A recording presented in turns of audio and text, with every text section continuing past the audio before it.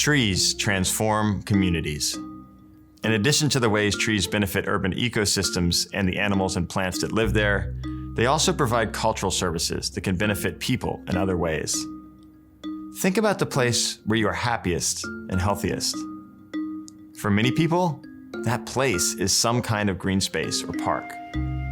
These green spaces are important for physical health because they create environments that support outdoor recreation opportunities and active lifestyles, effectively enhancing cardiovascular health while mitigating risk factors such as obesity. Parks and green spaces, and trees in particular, are also important for mental health. People who spend more time in nature enjoy enhanced cognitive functioning and reduced stress. They're also less likely to display anxiety disorders and depression, and more likely to report high levels of well-being.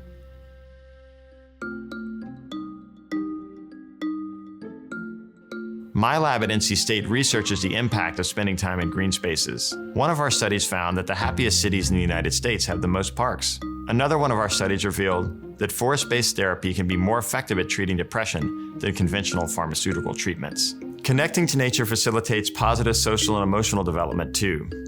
Urban parks and forests create spaces where people gather and interact to build positive social connections and help people benefit from those connections. Green space also yields economic benefits and has been linked to lower levels of healthcare spending and higher levels of financial well-being. These benefits were evident during the COVID-19 pandemic.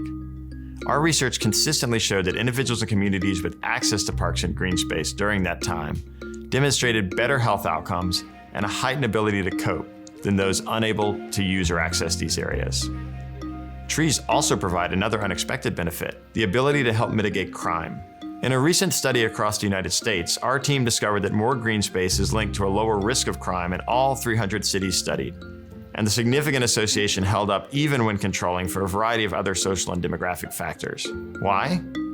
Contact with nature and trees can reduce precursors to crime like stress and aggression, making people feel happier and less inclined to engage in criminal activity. By providing people a place to gather, urban green spaces also promote positive social interactions and foster neighborly connections.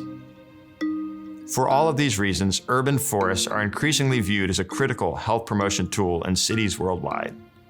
Unfortunately, not everyone has an opportunity to experience the benefits offered by urban forests. NC State graduate student Juliana Jolly, who works with me, studies these issues at multiple scales.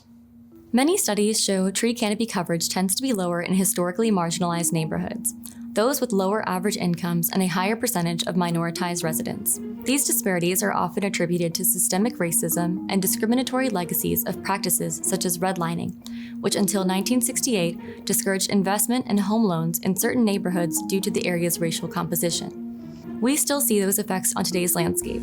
In Los Angeles, for example, high-income, predominantly white neighborhoods enjoy 5 to 6 times more tree cover than the lower-income communities of color. These treeless neighborhoods can be 10 to 20 degrees warmer in the summer. That can lead to significant impacts on people's physical and mental health.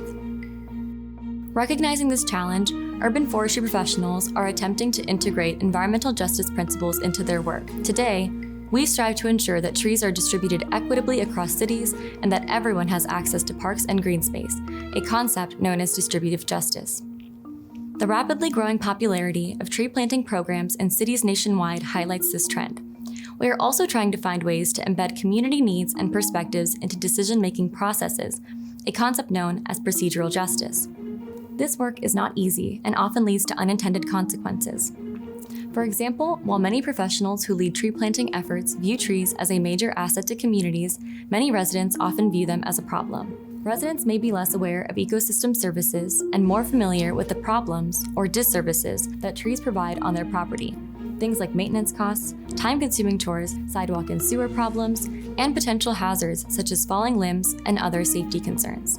Helping residents understand the benefits and costs of urban trees and working with them to understand their concerns is a critical component of urban forestry. Another major concern in urban forestry is green gentrification. When a neighborhood becomes greener, often through strategic tree planting initiatives, property values and taxes rise, and many long-term residents are priced out of the area and forced to relocate. When this type of gentrification occurs, it generates a paradox. The communities who need trees the most are no longer around to experience the benefits. Key solutions to this problem include affordable housing, rent control, and intentional engagement with an investment within local communities throughout the greening process, all of which require urban forestry professionals to work on interdisciplinary teams. While the sociocultural and health benefits of trees abound, ensuring those benefits are equitably distributed across the urban landscape is challenging. Tree planting programs are likely to remain a key component of urban greening initiatives, but they must engage diverse stakeholders and their needs. After reviewing many tree planting studies, our team developed a list of recommendations for urban forestry professionals engaging in this important work. Here are the key things to keep in mind. Prioritize equitable tree planting over efficient tree planting. The goal shouldn't be to get as many trees in the ground as possible. Where the trees are located matters. Engage communities in an active tree planting process to respond to needs and preferences while addressing misconceptions or negative perceptions. Use clear and consistent communication with stakeholders. Form partnerships with local community organizations, nonprofits, and businesses. No one can or should attempt to do urban forestry work alone. It's a complex process that requires input and ideas from multiple sources and sectors. Recognize barriers and help communities overcome them. The work of urban foresters doesn't stop when a tree is in the ground. Stewardship is an ongoing process. Trees have to be maintained and nurtured, just like relationships with residents where the tree was planted. There is no doubt that trees have the power to transform communities. By following these recommendations, urban forestry professionals can help to guarantee a positive transformation that benefits everyone.